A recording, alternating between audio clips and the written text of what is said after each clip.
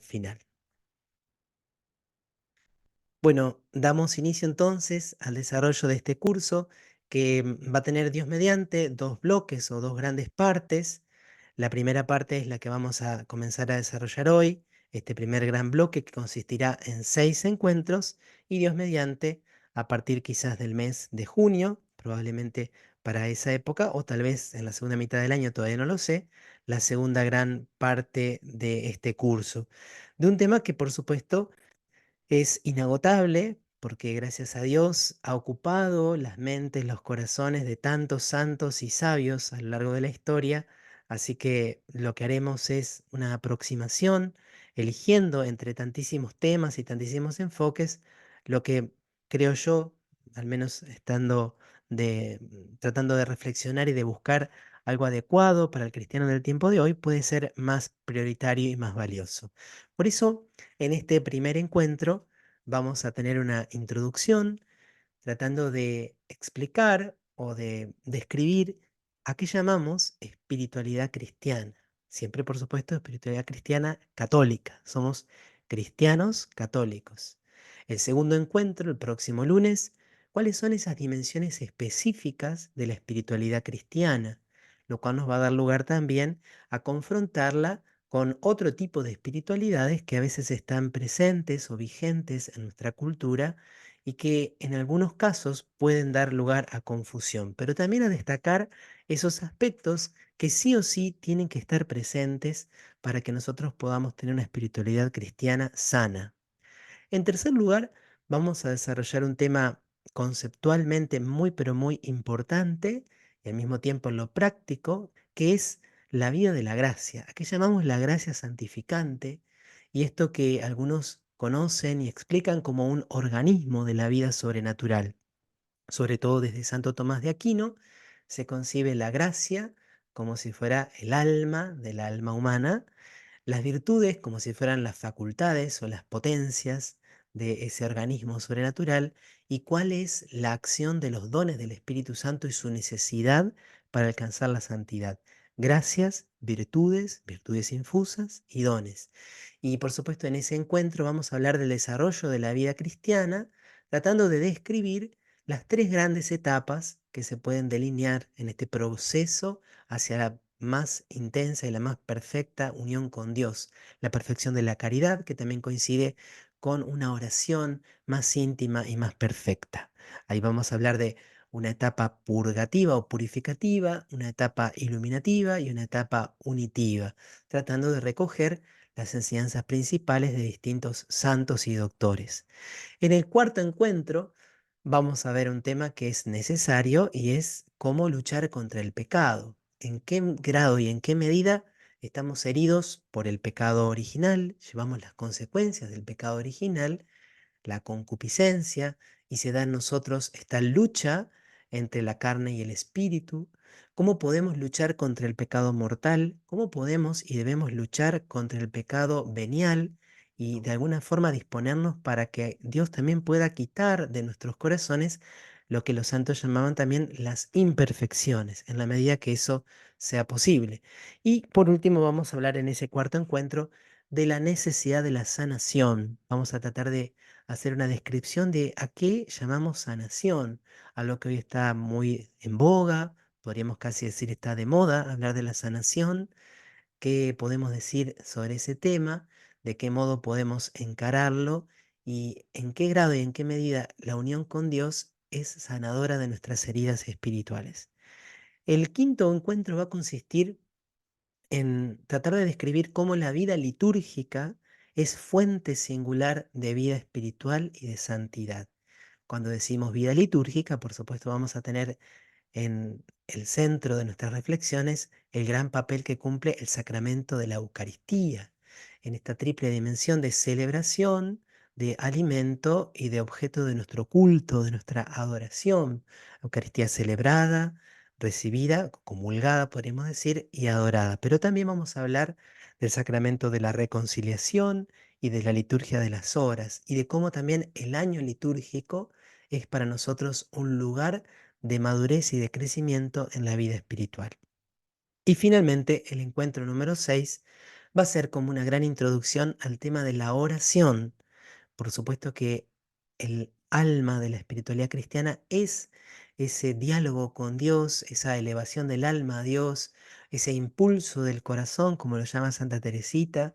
Hay tantas definiciones de la oración, pero que en el fondo describen esa respiración del alma, como decía también Don Bosco. La oración es la respiración del alma. Alguien que quiere vivir, tener una vida espiritual, necesariamente tiene que cultivar y tiene que ir creciendo, tiene que ir profundizando en la práctica de la oración, en la vivencia y en el deseo de una oración más y más perfecta. Esto sería todo este primer curso en el cual ustedes están ahora inscriptos, anotados.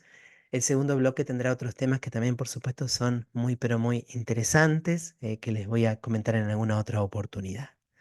Me encanta iniciar el desarrollo con un texto bíblico, uno de los textos predilectos, preferidos por muchos autores que se refieren a la vida espiritual. Yo soy la verdadera vid y mi Padre es el viñador.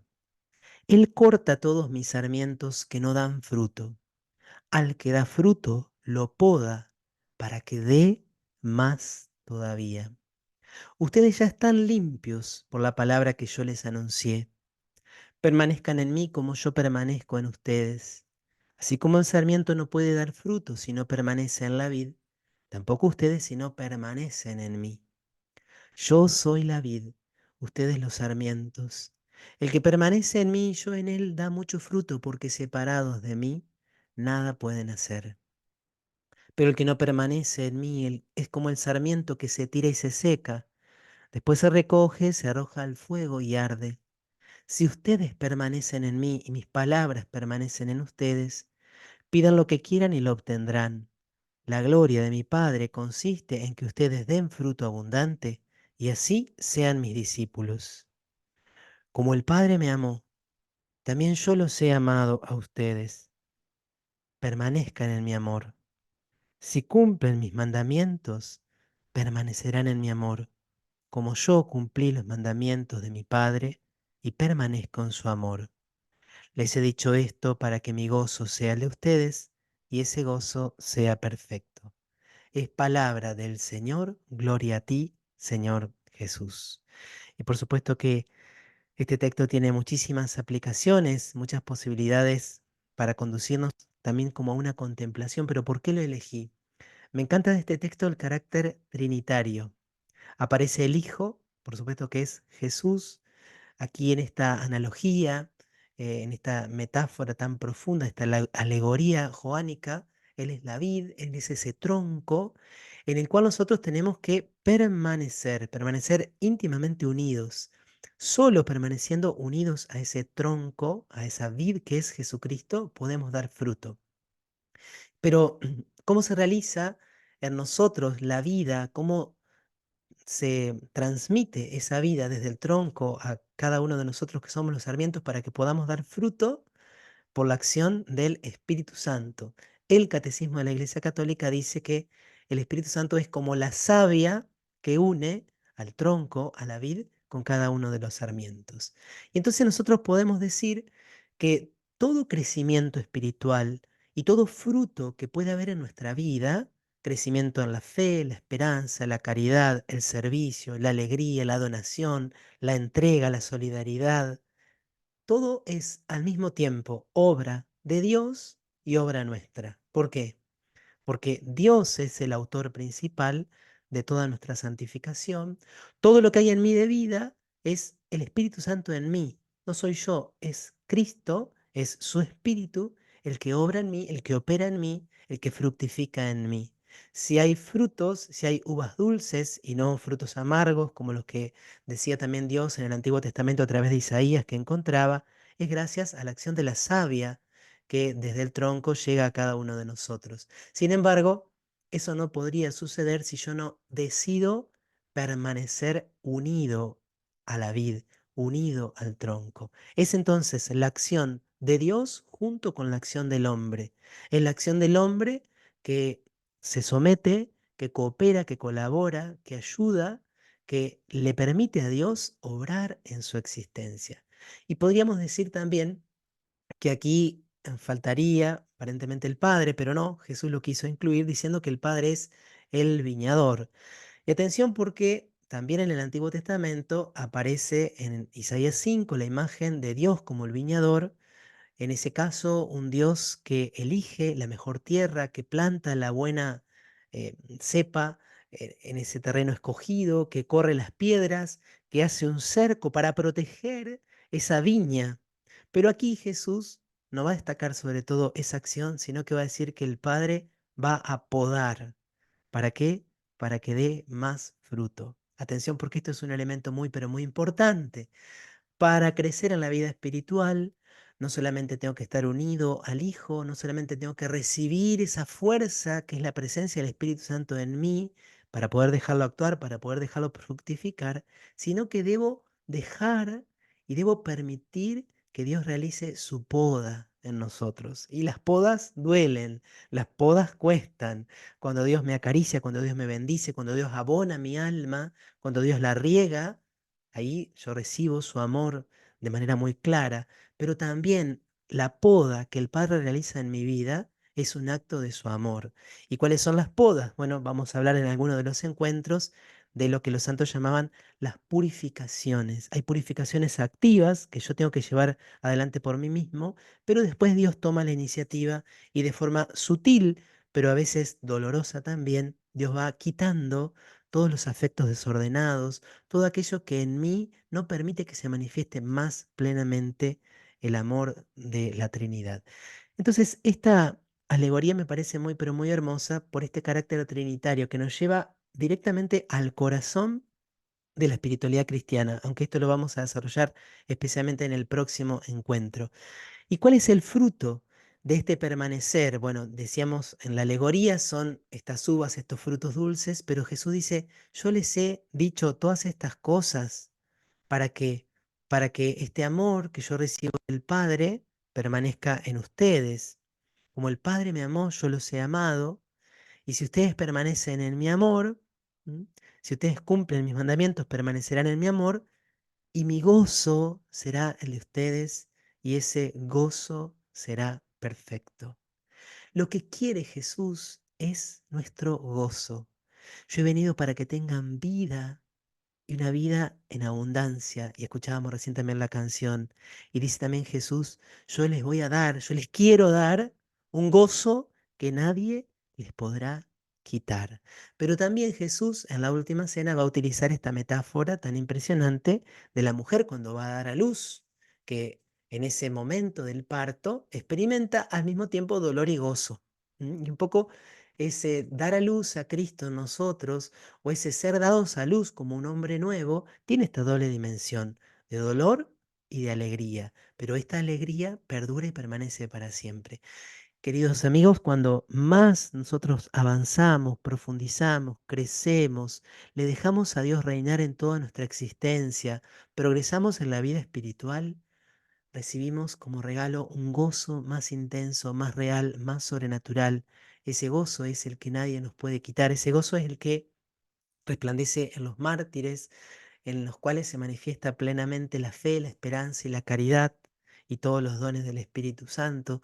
Ese gozo es el que tenía el cardenal Ban Tuan cuando en el campo de concentración en Vietnam perseveraba en la fe y celebraba la Eucaristía allí en medio de tantos sufrimientos y Dios le conservaba una alegría que hasta llegó a tener como fruto la conversión de sus carceleros, porque privado de todo y siendo aislado y perseguido y privado de su sede episcopal, él estaba más unido a Jesús, al Padre, en el Espíritu Santo que nunca antes. Entonces, la espiritualidad cristiana es ese crecimiento en la intimidad con Jesús que se da por la acción del Espíritu Santo en mí y que tiene siempre como meta última, como deseo final, la gloria del Padre. La gloria en el doble sentido, en el sentido más clásico que es el culto al Padre, la alabanza al Padre, pero también la gloria en el sentido bíblico y joánico, que se manifieste en toda mi vida el deseo del Padre, el plan del Padre, la belleza de la perfección que el Padre soñó para mí, el ser divino manifestado aquí en el tiempo y en la historia. Y esta espiritualidad cristiana también recibe otros nombres. Hay distintos autores, algunos hablan de vida interior, vamos a citar autores que titulan sus tratados sobre espiritualidad cristiana vinculándolos a este concepto, vida interior. Se subraya vida interior en contraposición con vida exterior. Todas las elecciones que nosotros hagamos tienen sus pros y sus contras, ¿no? Porque también la vida espiritual o la vida cristiana, la espiritualidad cristiana, tiene una dimensión exterior, ¿sí? Es vida interior porque se cultiva el hombre interior, utilizando esta expresión también tomada de la carta a los Colosenses, pero se tiene que manifestar hacia afuera también, ¿no? Si es una vida solamente interior que no se manifiesta en actos y en el vínculo con los hermanos, no es auténtica vida espiritual cristiana. Cuando hablamos de intimidad con Dios, se subraya sobre todo esta dimensión de la cercanía con el Dios trinitario, el crecimiento en la vida de oración, entendida en esta dimensión más profunda. También se habla de perfección cristiana. Aquí nos inspira, por supuesto, ese texto del Evangelio según San Mateo capítulo 5: sean perfectos como el Padre Celestial es perfecto. También se puede hablar, y es un concepto a mí personalmente me gusta mucho, de madurez espiritual o de crecimiento en la vida de oración, porque en el fondo la vida de oración tiene como alma la caridad. Si crecemos auténticamente en la vida de oración, crece la caridad, y cuando crece la caridad, cuando aumenta el amor a Dios y en Dios el amor a todo lo demás, crecemos integralmente. Cuando hablamos entonces de madurez espiritual, lo hacemos también aquí teniendo en cuenta como un doble sentido de la palabra espiritual. Cuando hablamos de espiritual, nos podemos referir a la dimensión espiritual de la persona humana, a esta dimensión que engloba la inteligencia, capaz de conocer toda la realidad, la voluntad humana, capaz de adherirse al bien en un sentido absoluto, pero también especialmente la madurez en el Espíritu Santo. O sea, cuando decimos madurez espiritual, o cuando hablamos de vida espiritual, nos referimos a los dos planos: el desarrollo de nuestra dimensión espiritual y el crecimiento en intimidad, en apertura y en docilidad al Espíritu Santo, la tercera persona de la Santísima Trinidad, así con mayúscula. Y cuando hablamos de espiritualidad cristiana, nosotros tenemos también que distinguir la experiencia espiritual cristiana y la doctrina, ciencia y teología espiritual. Por ejemplo, si una persona viene un día aquí a la Santa Misa, de pronto vamos a pensar una persona alejada, que hace muchos años que no viene a la parroquia porque en algún momento se peleó con un sacerdote, pero viene un día a misa, terminó la misa y se quedó un rato a hacer adoración al Santísimo, y durante la adoración al Santísimo de pronto siente que le invade la presencia del Señor y se ve como impulsada a caer de rodillas y rompe en llanto y comienza a pedir perdón por sus pecados. Esa persona tiene una profunda experiencia espiritual. Dios está obrando en ella con una gracia de conversión. Pero si es una persona alejada, probablemente no tenga palabras para describir lo que le pasó. No puede entender exactamente lo que le ocurrió, solo puede decir: me pasó algo impresionante, algo que me cambió la vida. Tuvo una experiencia espiritual muy profunda, muy intensa, pero no tiene elementos doctrinales, no tiene la ciencia espiritual o la teología espiritual. A la inversa, puede haber una persona, por ejemplo, que sea agnóstica, pero le interese el hecho religioso. Entonces empiece a comprar libros y busque libros vinculados al hinduismo, vinculados al budismo, vinculados también a las religiones de los pueblos africanos, por decir algún ejemplo, y vinculado también a la espiritualidad cristiana. Y tome libros de la tradición ortodoxa, de la tradición luterana y de la tradición católica. Entonces, esa persona, vamos a suponer, se compra un libro que se llama Las tres edades de la vida interior, un clásico de espiritualidad, y se lo lee entero y aprende perfectamente todo lo que quería explicar allí el padre dominico Reginald Garrigou-Lagrange. Esa persona adquirió a través de la lectura de ese libro ciencia sobre espiritualidad cristiana. Doctrina, casi no podría decir teología porque la teología supone la fe. Pero esa persona, si es agnóstica y si no está buscando a Dios con rectitud de corazón, no tiene experiencia espiritual. Y entonces, aquí viene la pregunta. ¿Qué es más importante? ¿La experiencia o la ciencia?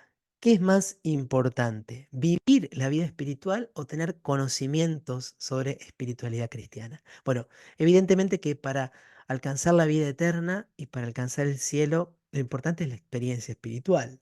Y es dejarle a Dios que obre en mí, que me vaya transformando, que vaya dando su forma a mi inteligencia, a mi corazón y a mi afectividad. Pero también es necesario, es bueno, es importante tener un suficiente conocimiento de los principios, de las verdades doctrinales que sustentan el crecimiento espiritual. ¿Por qué?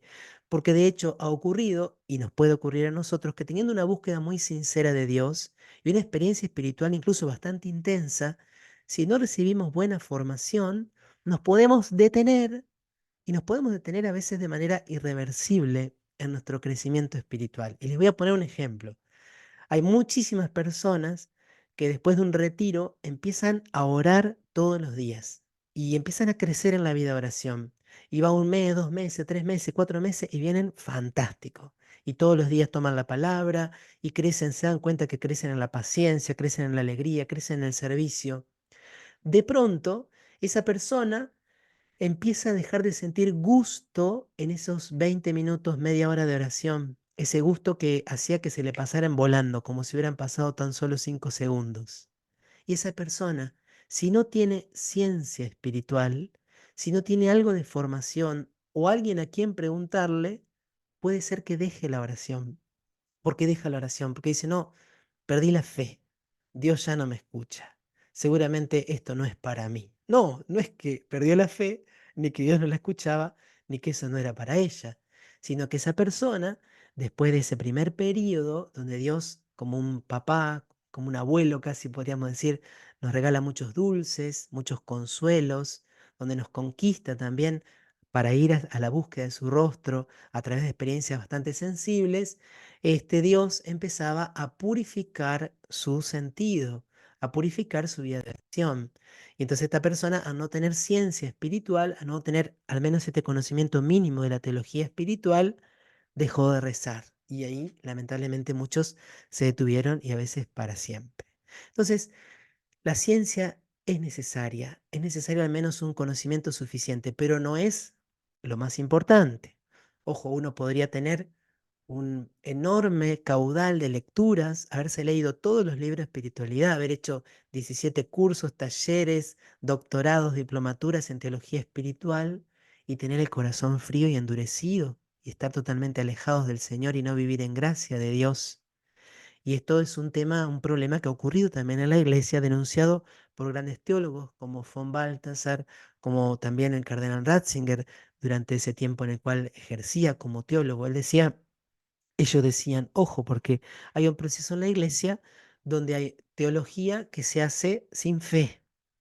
Y ellos decían, sobre todo von Balthasar, la teología y la espiritualidad se necesitan recíprocamente. La experiencia espiritual se necesita recíprocamente con la teología. La teología, decía él, sin espiritualidad es como huesos sin carne, es como un esqueleto muerto, puros conceptos, pura teoría. Pero la espiritualidad sin teología es como carne sin huesos. ¿Y qué sucede? Imaginemos, bueno, no es muy agradable, un cuerpo que no tuviera un esqueleto, un sistema óseo firme y adecuado. No es un verdadero cuerpo. Un cuerpo sin una estructura ósea no puede subsistir, no puede ser funcional. Lo mismo le pasa a la vida cristiana y a la vida espiritual. Y aquí, solo para cerrar este concepto, ¿por qué decimos que es necesaria la experiencia espiritual y el trabajo espiritual y que no basta solo la lectura?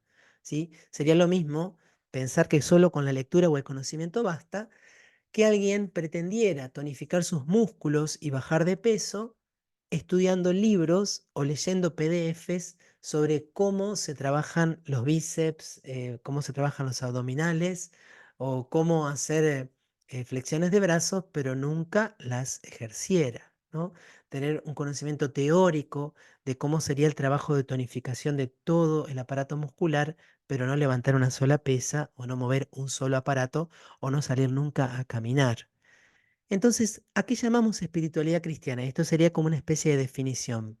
A un conjunto de principios y criterios, y en estos dos sobre todo forman parte de la ciencia teológica o de la ciencia espiritual, y de hábitos y elecciones, estos están más vinculados con la experiencia, que favorecen el desarrollo de la dimensión espiritual en nosotros para que alcancemos la madurez en Cristo. Principios y criterios, ciencia; hábitos y elecciones, experiencia, para que podamos alcanzar esa plenitud en Cristo, ¿no? De la cual nos habla San Pablo.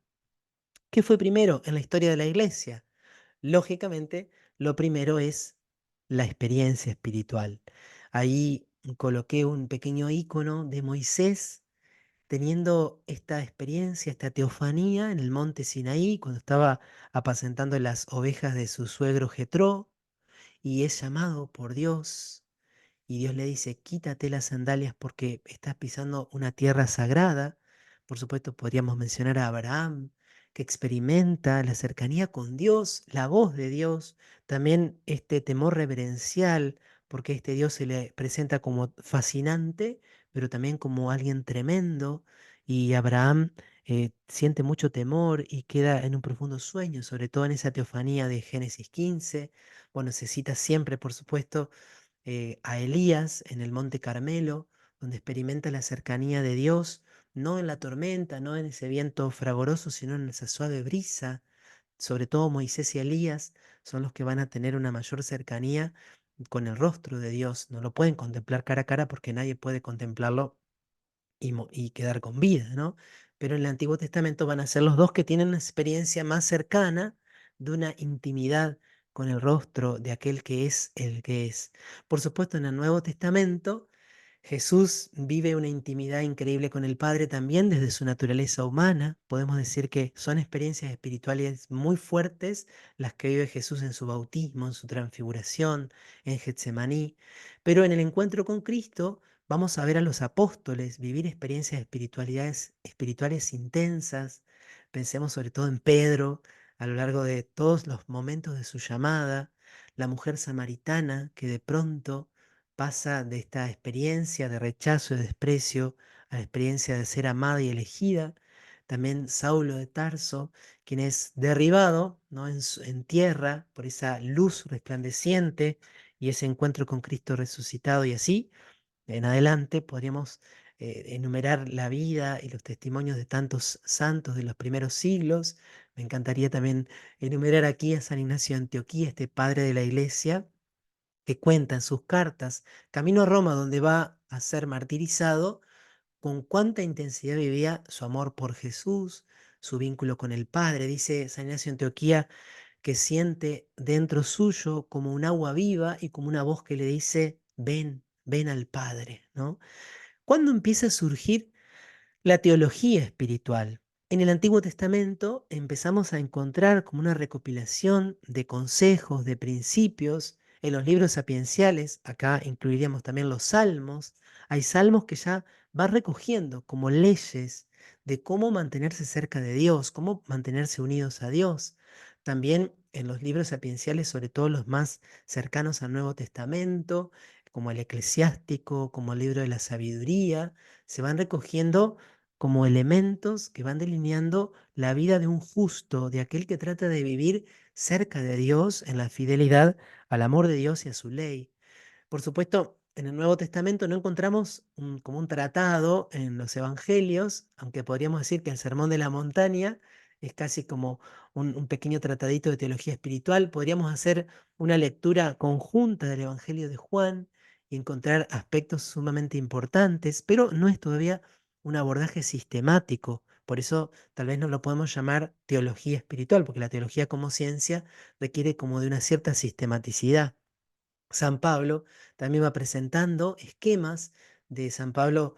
Empezamos a intuir describir la vida espiritual de acuerdo a las etapas de la vida humana, el niño, el que ya va creciendo, el adulto, y San Pablo como va invitando a esta madurez, va hablando de la acción del Espíritu Santo con mayor claridad, va dando como una catequesis más certera sobre cómo es la oración cristiana.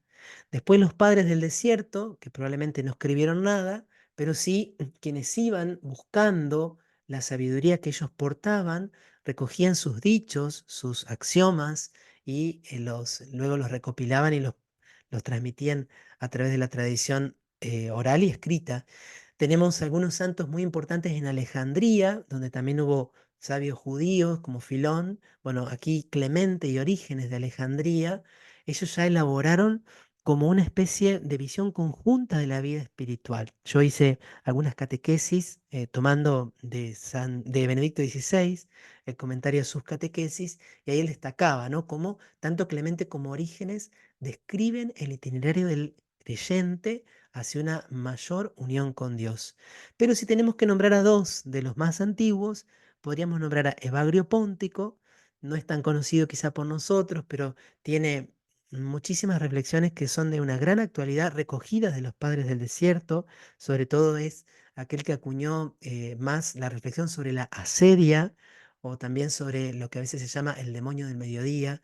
Y San Juan Clímaco, también no es muy conocido por nosotros. En el PDF que les voy a pasar, van a encontrar aquí un enlace a la catequesis de Benedicto XVI sobre San Juan Clímaco, que realmente es hermosísima. Y ahí sí, San Juan Clímaco habla de una escala donde hay 30 peldaños, ¿no? Y hay como tres etapas, y él va describiendo, utilizando la imagen de la escala, cómo hay que ir ascendiendo en la unión con Dios. Algo muy interesante que subraya Benedicto XVI es que tanto al inicio como al final de esa escala está la fe, la esperanza y la caridad. Al final de todo, la fe, la esperanza y la caridad. Y al inicio, por supuesto, como pórtico de entrada, la fe, la esperanza y la caridad.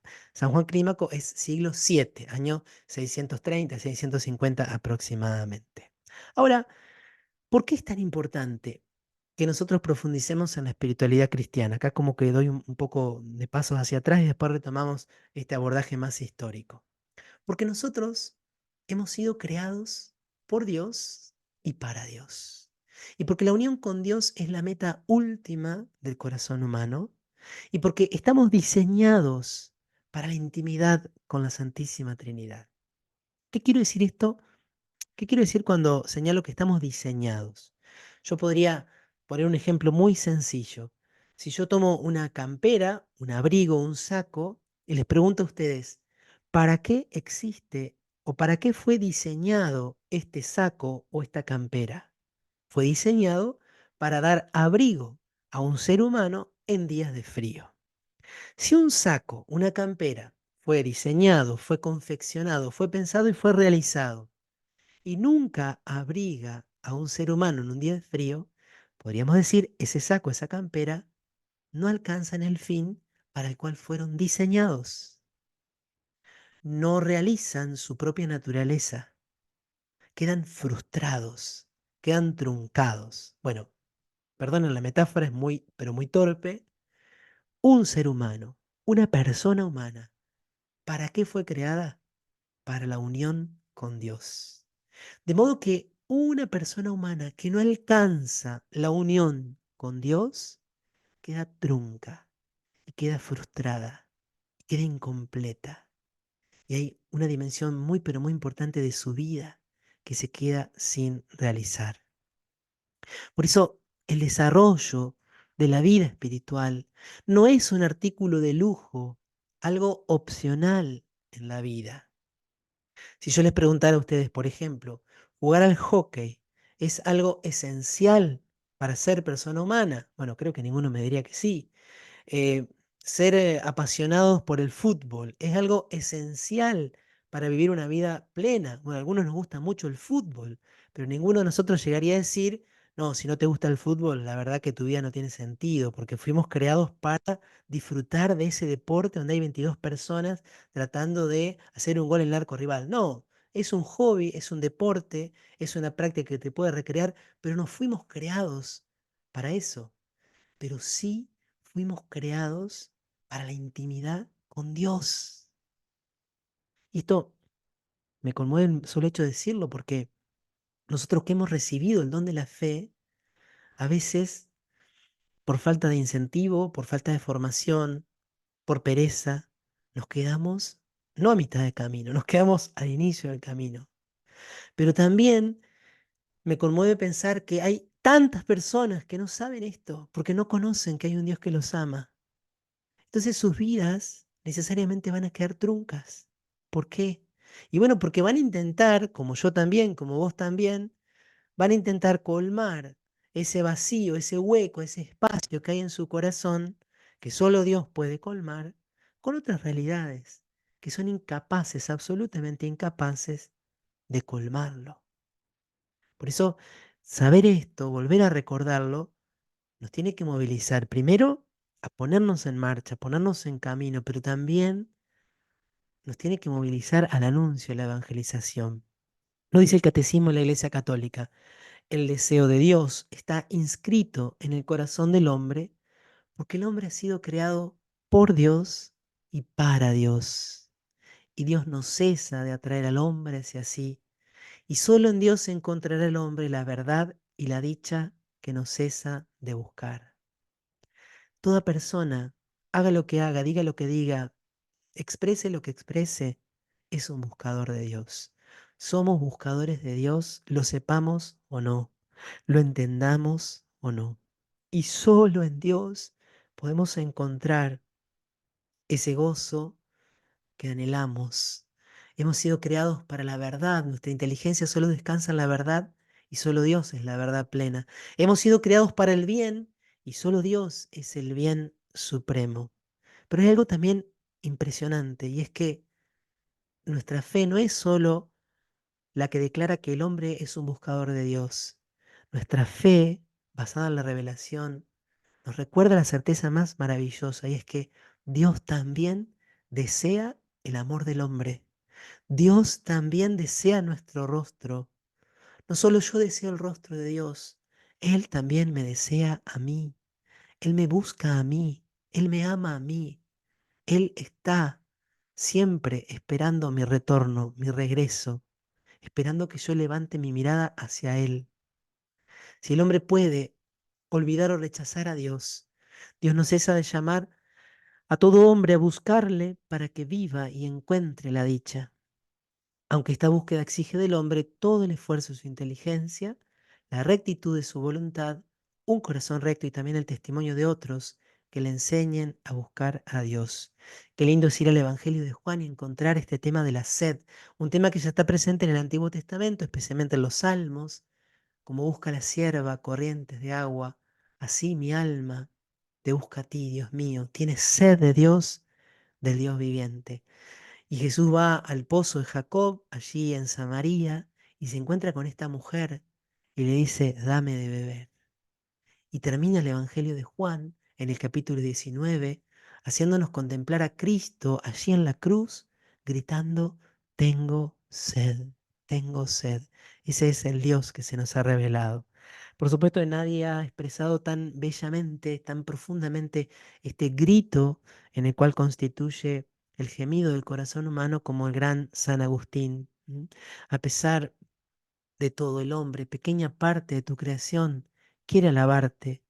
Tú mismo le incitas a ello, haciendo que encuentre sus delicias en tu alabanza, porque nos has hecho para ti y nuestro corazón está inquieto mientras no descansa en ti. Y esta es la gran aventura que estamos llamados a recorrer, a ser buscadores del rostro de Dios, a no quedarnos cómodos con lo que ya sabemos, como dice San Pablo también en la carta a los filipenses, ¿no? Yo sigo corriendo, yo he alcanzado a Jesús, dice, pero en realidad Él me alcanzó a mí y yo sigo en esta carrera porque quiero conocerlo y amarlo más y más. Esta unión con Dios comienza aquí en la vida terrena. Jesús en la última cena, en ese discurso maravilloso que precede la oración sacerdotal, o ya en la misma oración sacerdotal, dice, esta es la vida eterna, que te conozcan a ti, el único Dios verdadero, y a tu enviado Jesucristo. Aquí, en este mundo, en esta historia, en el cuerpo, vivimos esa intimidad por el conocimiento, el amor y la unión. Vida eterna. La vida eterna ya incoada en nosotros, decían los clásicos. Vida eterna no es solo la vida perdurable, la vida del más allá. Es vivir unidos a Dios, es esa vida plena de sentido, es esa experiencia de ser sostenido por el amor verdadero.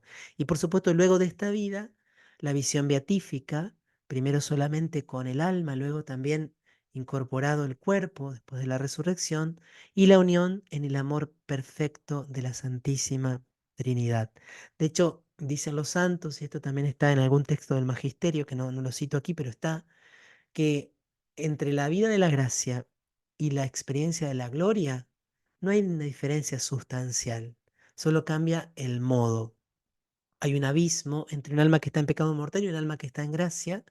En cambio, entre el alma que está en gracia y el alma que ya participa de la visión beatífica, hay una continuidad. Ahora, para ir cerrando este primer bloque, voy a responder o intentar responder a esta pregunta. ¿Hay una espiritualidad cristiana o hay muchas espiritualidades cristianas? ¿Cómo entender esto de la unidad y la diversidad? Nosotros sí podemos hablar de una espiritualidad cristiana católica general, con notas características, con elementos esenciales, con dimensiones que no pueden faltar, totalmente incompatible con otro tipo de espiritualidades. Pero dentro de esa gran espiritualidad cristiana general existe una gran y bella diversidad de familias espirituales particulares, o de corrientes espirituales, o de escuelas de espiritualidad, que estando abarcadas y englobadas como en este gran paraguas que llamamos espiritualidad cristiana, van a destacar un aspecto o algunos aspectos más que otros, sin negar los restantes. Entonces, los elementos esenciales de la gran espiritualidad cristiana son los que vamos a describir, si Dios quiere, en el próximo encuentro, la van a distinguir de otras síntesis religiosos espirituales no cristianas. Si yo entonces tengo claro cuáles son esos elementos, apenas voy, por ejemplo, a una librería y encuentro un libro, en una librería vamos a poner una terminal de ómnibus, dice libros de espiritualidad. Y yo abro y veo el índice, y si yo encuentro allí el lenguaje, por ejemplo, de las energías, evidentemente que es muy probable que ese no sea un libro de espiritualidad cristiana católica, sino que sea de espiritualidad de la nueva era. Si yo empiezo a leer y encuentro la mención de chakras o de centros de energía o la enseñanza de mantras, y es muy probable, no, es absolutamente seguro, que no estoy frente a un libro de espiritualidad cristiana católica.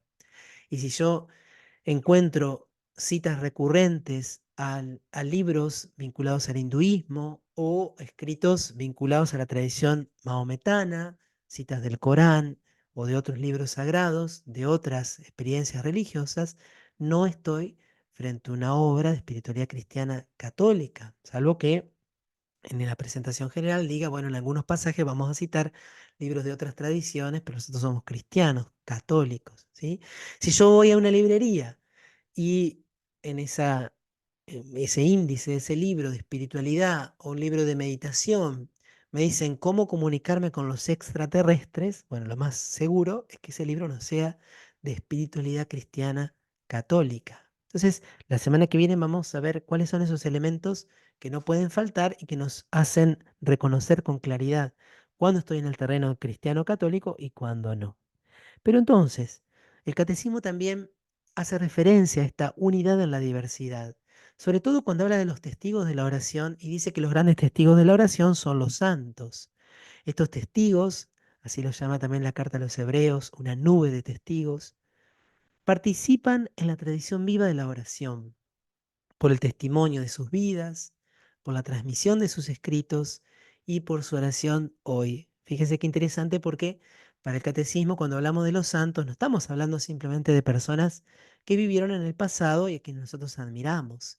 Creemos que ellos hoy están vivos, hoy están unidos a nosotros y hoy su oración sigue siendo eficaz y valiosa para nuestra vida aquí en la iglesia. San Ignacio de Loyola, en alguna de las últimas contemplaciones, sobre todo en la contemplación para alcanzar amor, hace nuestra composición del lugar delante de la multitud de los santos, ¿no? Mirá cómo estoy delante de Dios y de todos sus santos. Y algunos predicadores de ejercicio dicen qué importante es nunca olvidarnos de que siempre estamos en esa mirada de los santos, estamos como abrazados por esa nube de testigos que nos dicen, vamos, vos podés. San Francisco de Sales, también en sus meditaciones para dejar el pecado mortal, en la introducción a la vida devota, dice, pensar los santos que te dicen, lo que yo ahora soy, vos también lo vas a poder ser. Lo que vos ahora sos, yo también lo fui un día, o sea, un peregrino que va luchando contra el pecado. Entonces, qué importante el testimonio de los santos. Por eso la teología espiritual no puede prescindir nunca de ellos, ¿no? Que son aquellos que experimentaron la transformación de Dios en sus vidas. Por eso también la teología espiritual es tan linda, es tan rica, porque no se elabora solo con conceptos y con ideas y con palabras y con disquisiciones verbales o conceptuales o de vocabulario, sino en el conocimiento de estos que son como actualizaciones del Evangelio. Los santos hoy contemplan a Dios, lo alaban y no dejan de cuidar de aquellos que han quedado en la tierra. Al entrar en la alegría de su Señor, han sido constituidos sobre lo mucho. Fueron fieles en lo poco y se les ha constituido sobre lo mucho. Su intercesión es su más alto servicio al plan de Dios. Podemos y debemos rogarles que intercedan por nosotros y por el mundo entero. Ahora bien, en la comunión de los santos se han desarrollado diversas espiritualidades a lo largo de la historia de la Iglesia. El carisma personal de un testigo del amor de Dios hacia los hombres puede transmitirse a fin de que sus discípulos participen de ese espíritu, como aconteció con el espíritu de Elías a Eliseo y a Juan el Bautista. Fíjense qué bien redactado está este punto del catecismo, ¿no? Entonces, el carisma personal, porque el santo, sobre todo los santos fundadores, han recibido un carisma que es para ellos, en primer lugar, un don de Dios. En torno a ese carisma se suscita durante su vida normalmente, aunque en algunos casos es después de su muerte, se suscita una familia espiritual, un grupo de personas que se sienten atraídos y que reciben como una participación de su espíritu, como fue en el caso de Elías y Eliseo, ¿no? Cuando Elías es llevado al cielo, Eliseo quiere saber, ¿no? Si él ha recibido al menos una parte del espíritu de Elías. Y efectivamente le pide a Dios un signo, Dios se lo da y dice, sí, recibí una parte del espíritu. Bueno, también Juan Bautista es aquel Elías que debía venir, ¿no? Dice Jesús, y también en el texto de la Anunciación a Zacarías está esta referencia a Elías. Bueno, esto mismo sigue pasando a lo largo de la historia. Ya vamos a poner ejemplos. Es un carisma que se puede transmitir y estos discípulos participan también de ese don del Espíritu. Ahora bien, ¿cómo se forman estas espiritualidades? Es hermoso porque el catecismo cita que hay una confluencia de corrientes litúrgicas y teológicas, que también se encuentran con una espiritualidad. Y estas tres dimensiones, lo litúrgico, lo teológico y lo espiritual, se verifican y muestran cómo el espíritu de oración incultura la fe en un ámbito humano y en su historia. Dios siempre responde a cada época de la historia con los santos que cada época necesita. Ya vamos a ver algunos ejemplos. Entonces, vamos a poner uno así muy rápido, ¿no? Eh, la, la manera en la cual San José María Escrivá de Balaguer, fundador del Opus Dei, concibió la espiritualidad cristiana, tanto en sus escritos como en sus prédicas y también en los escritos de algunos de sus discípulos, es una espiritualidad muy acorde al siglo XX y al siglo XXI, y es en la santificación de la vida diaria en el trabajo. Probablemente esa espiritualidad no hubiera sido tan fácil de vivir en los dos primeros siglos de la historia de la Iglesia, aunque hay una gran continuidad. Porque en la carta de Ogneto, cuando habla de que los cristianos son como el alma del mundo y que no se distinguen en nada de los otros, salvo en su amor a Dios y en que están por encima de las leyes, late el mismo espíritu. Pero la forma en que él lo plasmó es muy moderna o muy contemporánea. Y así hay rasgos de ciertas espiritualidades que corresponden más a unas épocas que a otras, donde Dios mismo realiza este proceso de inculturación en el ámbito humano y en la historia. Lo litúrgico, lo teológico, lo espiritual van a constituir como características de estas corrientes o estas familias espirituales. Estas diversas espiritualidades cristianas, dice el catecismo, participan en la tradición viva de la oración y son guías indispensables para los fieles, ¿sí? Por supuesto, cada uno de nosotros tiene esa gran libertad porque esta diversidad es un don. Me acordaba aquí de esta frase que le dice Dios a Adán en el paraíso.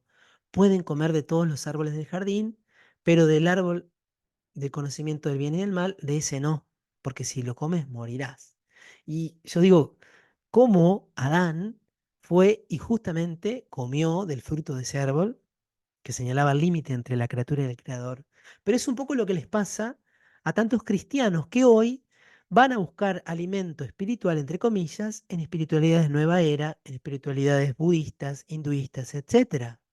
Hay tanta riqueza, hay tantos árboles en el jardín y se van detrás de aquel en el cual se rompe justamente la distinción entre el creador y la criatura, porque si algo tienen estas espiritualidades de la nueva era, es no reconocer la distinción entre el creador y la criatura, entre Dios y el hombre, porque tienen una matriz panteísta.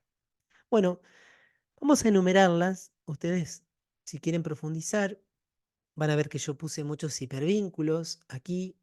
¿Qué son los hipervínculos? Son las catequesis de Benedicto XVI sobre San Benito, sobre San Bernardo, Domingo de Guzmán, Francisco de Asís, etcétera.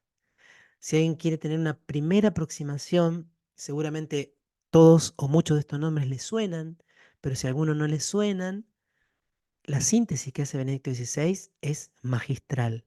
Y además, no solamente te introduce en el contexto histórico donde vivió ese santo, sino que lo trae al presente, lo actualiza para que hoy podamos darnos cuenta de que su enseñanza sigue estando vigente, ¿no? Hay, por ejemplo, una espiritualidad de los padres del desierto, como decíamos, eran personas que se veían llamadas por Dios a una vida eremítica, a una vida lejos de las urbes, de la civilización, pero iban desarrollando una profundidad en sus reflexiones que los hacían consejeros y maestros de muchos. Entonces se fueron recogiendo muchas de sus máximas que han quedado, algunas de ellas recogidas también para nosotros hoy. La espiritualidad benedictina, seguramente si les pregunto qué es lo que más conocemos de Benito o de Benedicto, es el lema de la orden que es ora et labora. Cómo glorificaban a Dios en estas ciudadelas de Dios, como las llama una novela, con la oración, especialmente la oración litúrgica y con el trabajo manual, porque no es solamente la oración personal, aunque hay mucho de lección divina, sino sobre todo la obra de Dios o la liturgia de las horas, como el culto público de la iglesia, que ellos realizan a nombre de todos nosotros. Fíjense que así como hay monjes benedictinos, hay también terciarios benedictinos, como hay terciarios dominicos, terciarios franciscanos, como hay laicos que se sienten vinculados a esta familia espiritual. No viven en el monasterio, no viven en la abadía, pero se sienten llamados en el mundo a interiorizar y a expresar el espíritu benedictino.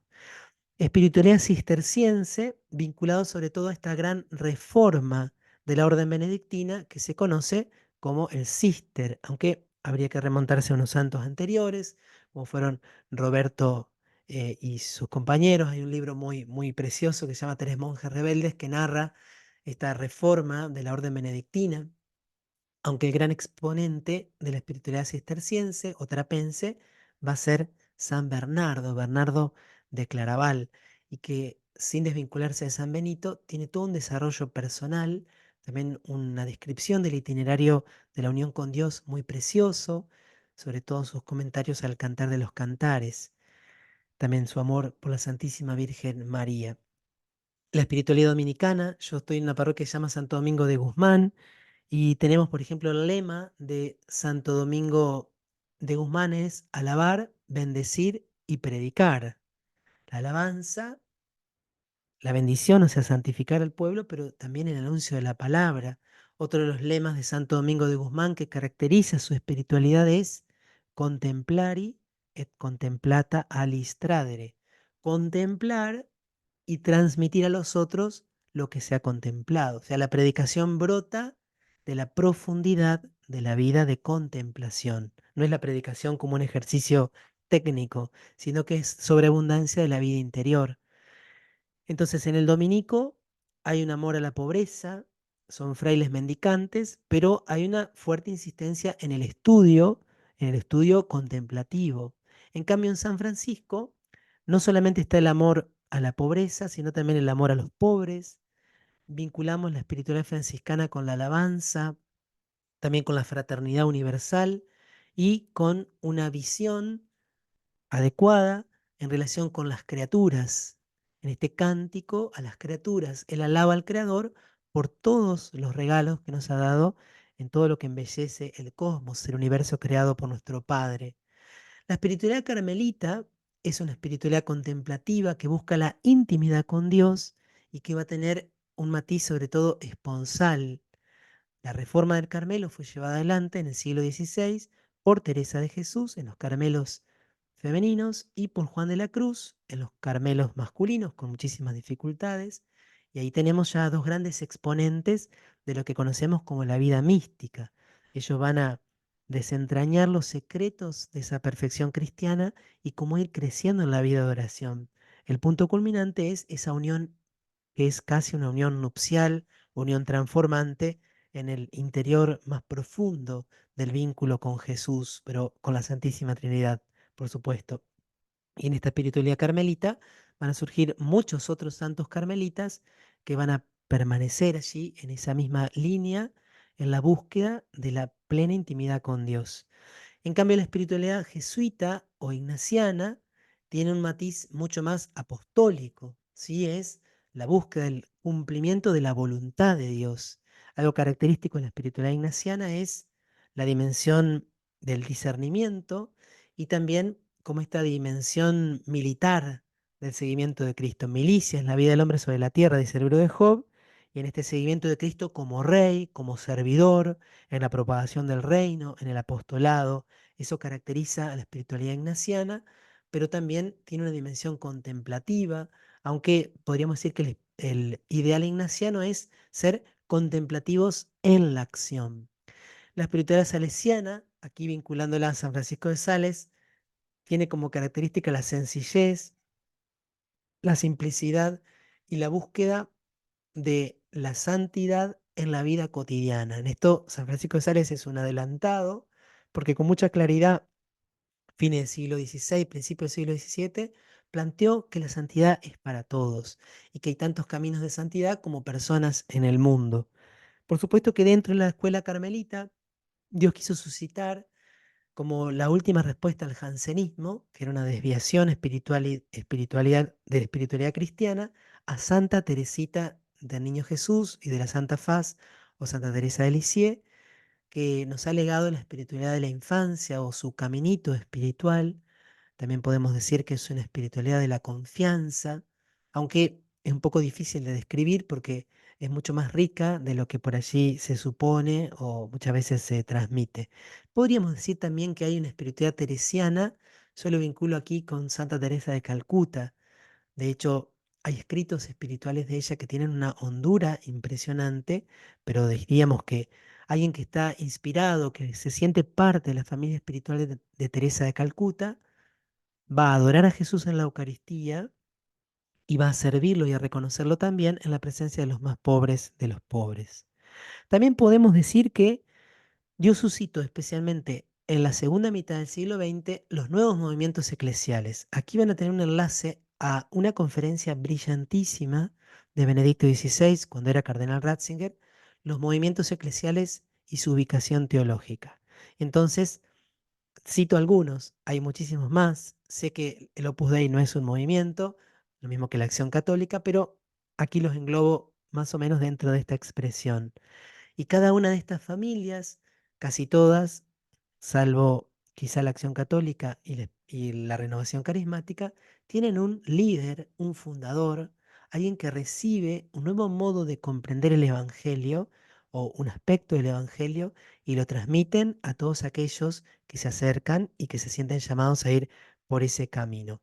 Y cada una de estas espiritualidades va a subrayar aspectos muy, pero muy importantes. Pensemos en Schoenstatt, es un movimiento patrocéntrico, pero con una fuerte impronta mariana. En la espiritualidad focolarina, el movimiento de los focolares, el centro es Jesús abandonado, pero se subraya mucho la necesidad de la comunión y de ser signos de unidad en el mundo.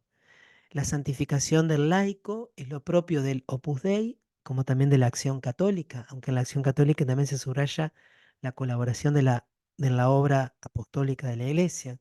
En la espiritualidad carismática, esta corriente de gracia que Dios ha suscitado es la plena docilidad a la acción del Espíritu Santo, a la acción de sus carismas y al protagonismo de toda nuestra vida. Y en el camino neocatecumenal es la renovación del bautismo a través de esta experiencia de un neocatecumenado, pero también de un testimonio de pobreza, de desprendimiento fuerte y de generosidad apostólica. Podemos hablar también de distintas espiritualidades cuando se refieren a ámbitos de la vida cristiana o estados de vida cristiana, que son todo ramas de un mismo tronco. Hay una espiritualidad familiar. Juan Pablo II en las Familiares Consorcio hablaba de la necesidad de plasmarla mejor, de formularla mejor, una espiritualidad conyugal donde se quiere santificar el vínculo de los esposos. Por supuesto, varios de los libros que tienen aquí atrás tienen que ver con la espiritualidad sacerdotal y de un sacerdote diocesano, así como hay libros de espiritualidad de la vida consagrada, del religioso que vive los tres votos de pobreza, castidad y obediencia, o que forma parte de una familia religiosa particular. Una espiritualidad del trabajo. Juan Pablo II también escribió una encíclica llamada Labor en Exercens, porque para él era muy importante descubrir el valor espiritual también del trabajo, no solo como un factor de transformación externa, sino como algo que transforma al mismo hombre. Espiritualidad misionera. Está la encíclica Redemptoris Missio de Juan Pablo II, que tiene el último capítulo sobre espiritualidad, así como también en Evangelii Gaudium, el primer documento del Papa Francisco, se habla de la necesidad de esta espiritualidad. Y podríamos decir una espiritualidad del dolor, la espiritualidad de la enfermedad, de la cruz, de la prueba. También hay una encíclica de Juan Pablo II llamada Salvifici Doloris, donde da elementos de espiritualidad muy hermosos para aquella persona que Dios le pide que se una de modo particular a su cruz. Por supuesto, podríamos decir aquí también aspectos de nuestra fe cristiana que son destacados. Hablamos de una espiritualidad eucarística, alguien que ha descubierto y ahondado y ha crecido en el desarrollo, en la comprensión del culto de la Eucaristía. Bueno, ni hablar de la espiritualidad mariana, a la cual vamos a dedicar también un encuentro con algunos exponentes muy, pero muy reconocidos, o la espiritualidad josefina, los devotos de San José y aquellos que lo quieren tener como padre muy cerquita, una espiritualidad samaritana, misionera, espiritualidad de la compasión. Bueno, aquí una descripción somera de estas formas que podría adquirir lo que llamábamos nosotros las distintas espiritualidades cristianas. Vamos aquí a interrumpir esta primera parte de la clase, interrumpo la grabación, nos tomamos una pausa